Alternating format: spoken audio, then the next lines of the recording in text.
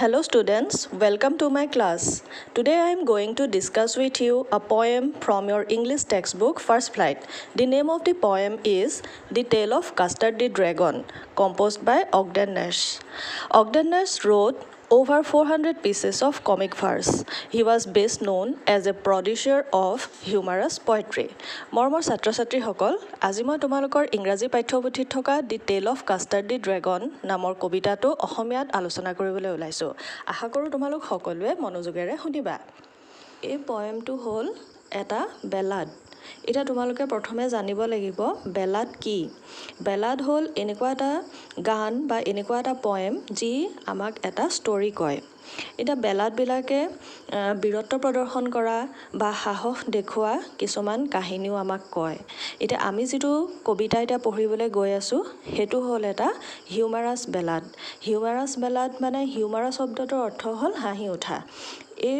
কবিতাটোত পয়েটে এনেকুৱা কিছুমান কথা কৈছে বা এনেকুৱা কিছুমান উপাদান ব্যৱহাৰ কৰিছে যিবিলাক পঢ়ি গ'লে আমাৰ হাঁহি উঠিব। আহাচোন আমি এতিয়া কবিতাটো আৰম্ভ কৰোঁ।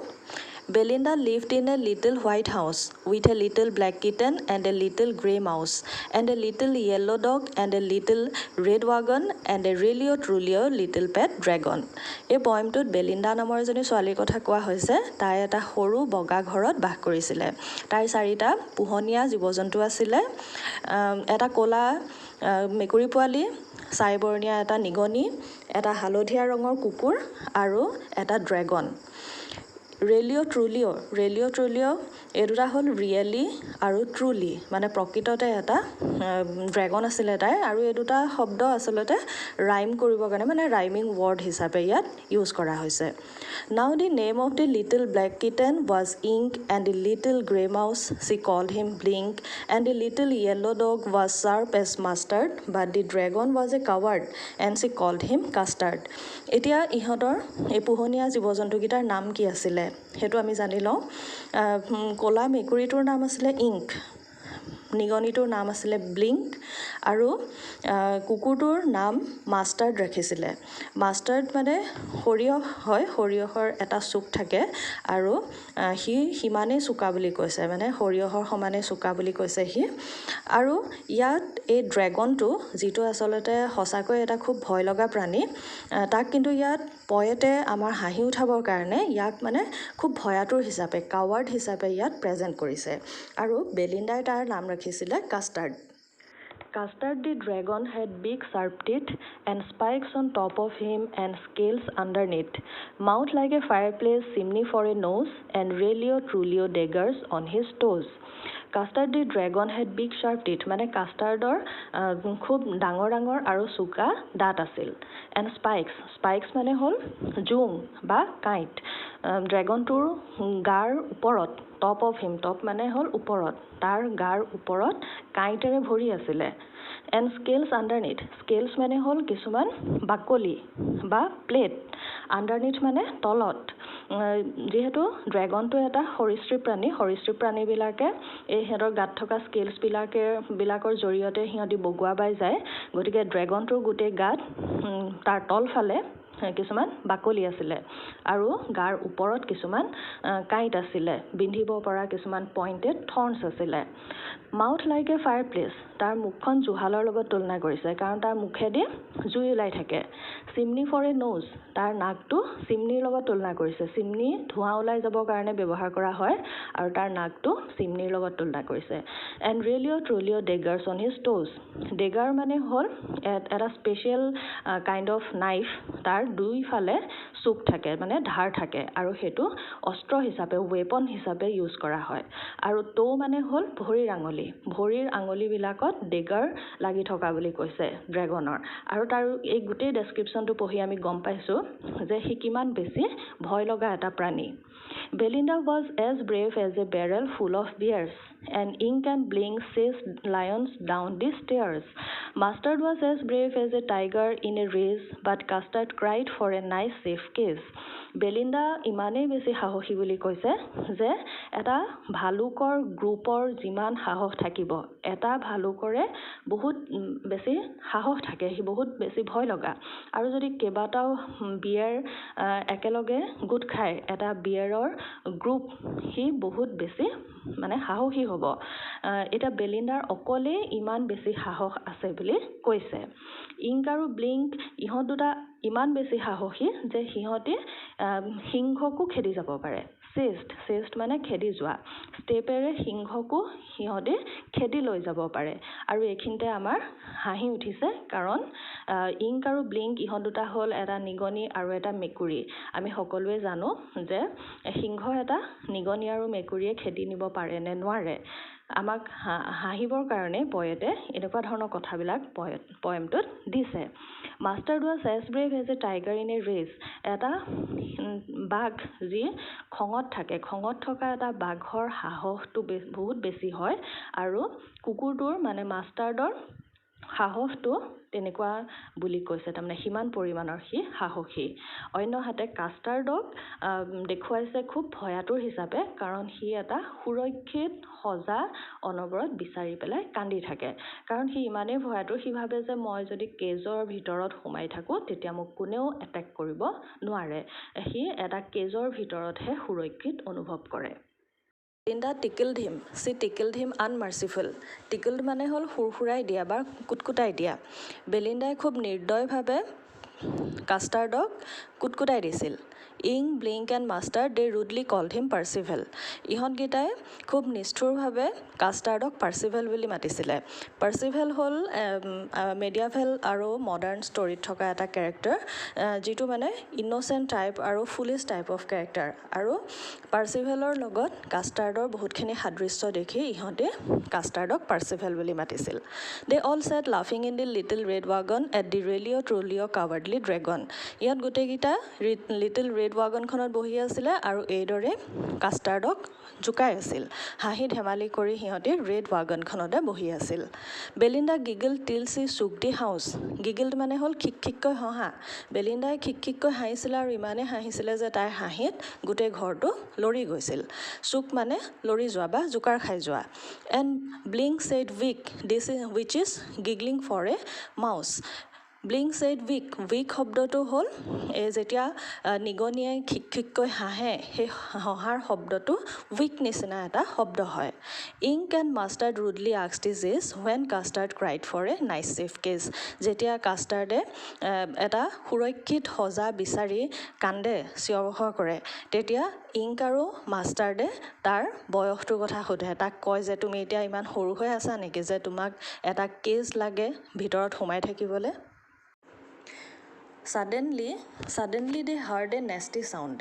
হঠাৎ সিহঁতে এটা খুব বেয়া ধৰণৰ শব্দ শুনিবলৈ পালে নেষ্টি মানে আনপ্লিজেণ্ট মানে যিটো শব্দ শুনি আমি বেয়া পাওঁ তেনেকুৱা ধৰণৰ শব্দক মানে হঠাৎ হোৱা খুব ডাঙৰ শব্দক নেষ্টি চাউণ্ড বুলি কয় and Mustard growled and they all looked around যেতিয়া ইমান ডাঙৰ শব্দ এটা হ'ল সিহঁতে আটাইকেইটাই খুব চক খালে আৰু মাষ্টাৰ্ডে ভুকিবলৈ আৰম্ভ কৰিলে আৰু গোটেইকেইটাই চাৰিওফালে চালে যে এইটো কিহৰ শব্দ mu cried ink and cried Belinda ইংকে ডাঙৰকৈ মিউ বুলি মাত এটা মাতিলে আৰু বেলিণ্ডাই যিটো শব্দ কৰিছিলে সেইটো আছিলে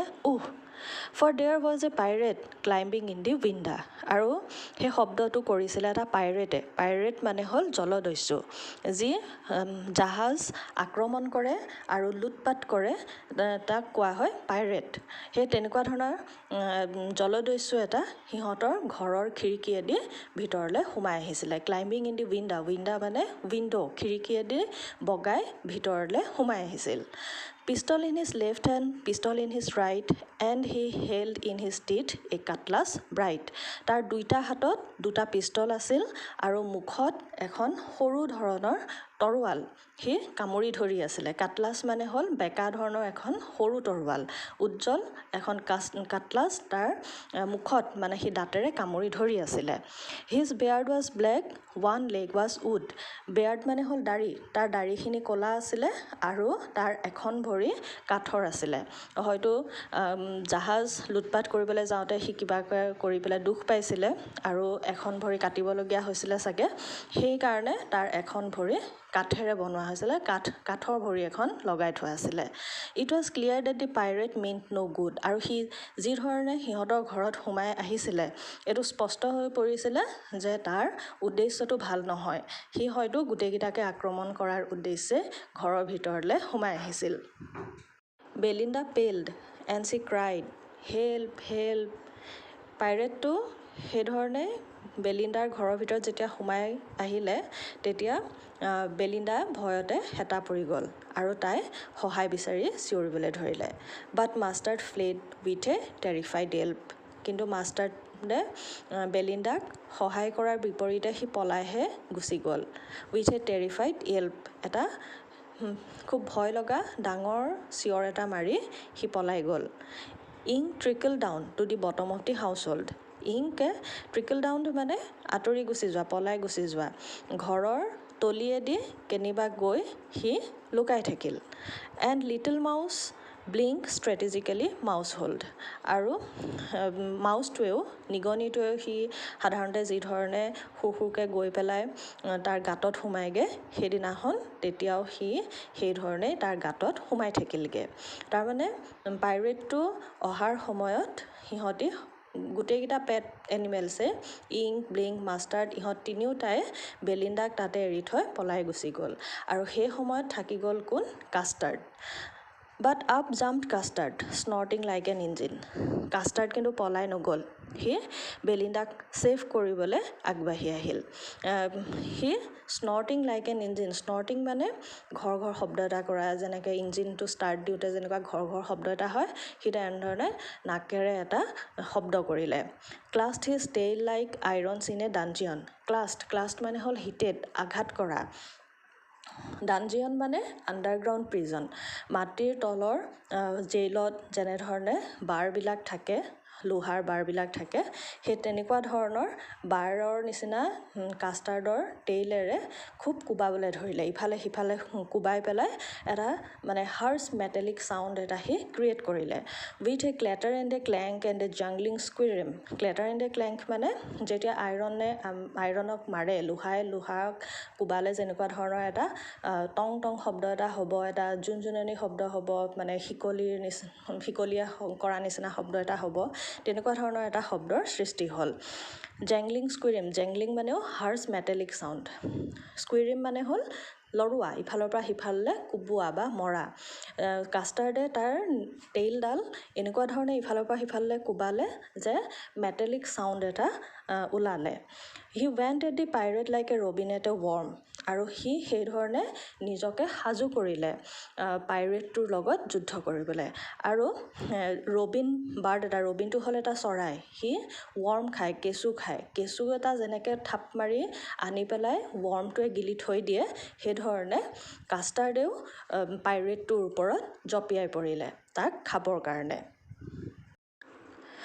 দি পাইৰেট গেভড এট বেলিণ্ডাছ ড্ৰেগন গেভড মানে আচৰিত হৈ একেথৰে চাই থকা এতিয়া যি ধৰণে কাষ্টাৰ্ড সাজু হ'ল যুদ্ধৰ কাৰণে তাৰ সেই মূৰ্তিটো দেখি পাইৰেটে খুব ভয় খালে আৰু থৰ লাগি বেলিণ্ডাৰ ড্ৰেগনটো মানে কাষ্টাৰ্ডৰ ফালে চাই থাকিলে এণ্ড গাল্প চাম গ্ৰগ ফ্ৰম হিজ পকেট ফ্লেগন গাল্প মানে গিলি থোৱা গ্ৰগ মানে হ'ল এবিধ বিশেষ ধৰণৰ ড্ৰিংক যিটো নাবিকসকলে খায় ফ্লেগন মানে হ'ল কণ্টেইনাৰ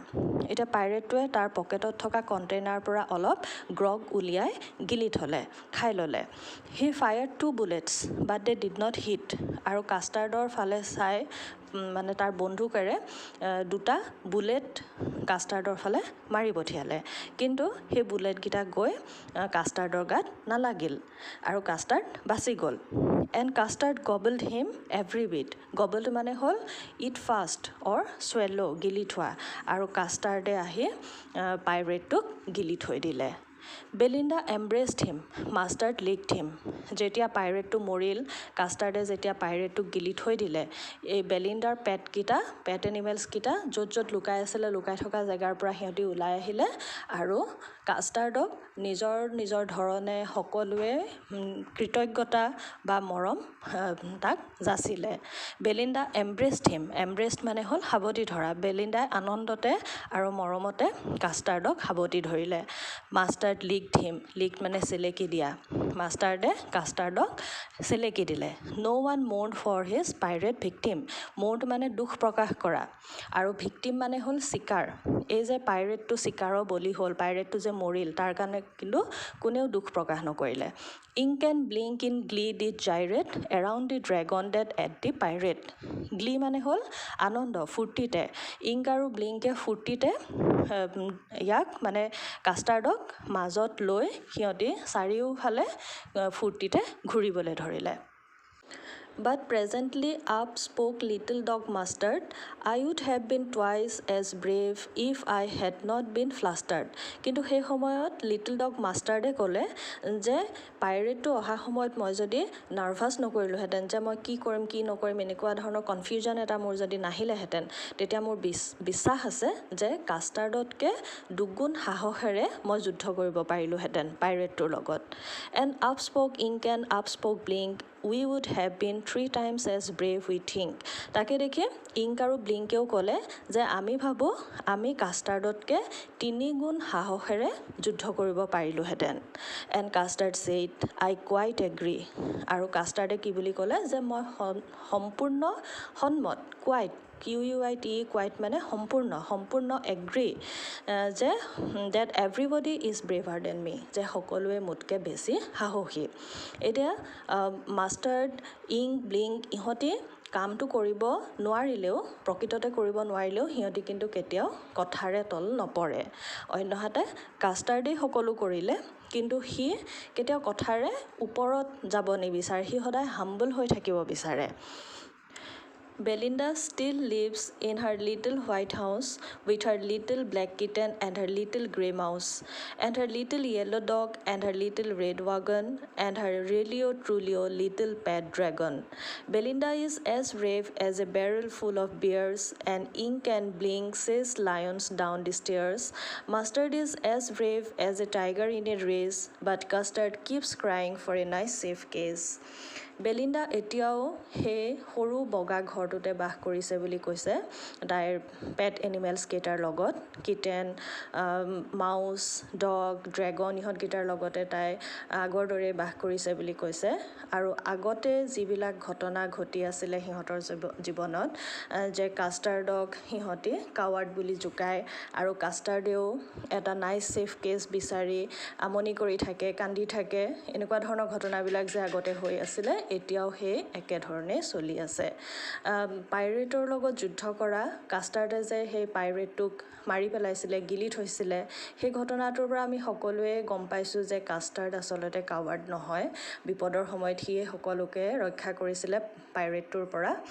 কিন্তু তথাপিও সেই ঘটনাটোৱে কিন্তু সিহঁতৰ জীৱনলৈ বিশেষ একো পৰিৱৰ্তন নানিলে আগতে যি ধৰণে সিহঁতি চলি আছিলে এতিয়াও সেই একেধৰণে সিহঁতি চলি আছে ছাত্ৰ ছাত্ৰীসকল আশা কৰোঁ তোমালোকে পয়েমটো ভালধৰণে বুজি পাইছা মই তোমালোকক ষ্টেঞ্জা ৱাইজ ৱৰ্ড মিনিংখিনি দি দিছোঁ তোমালোকে ভালধৰণে পঢ়িবা ইমানতে সামৰিছোঁ থেংক ইউ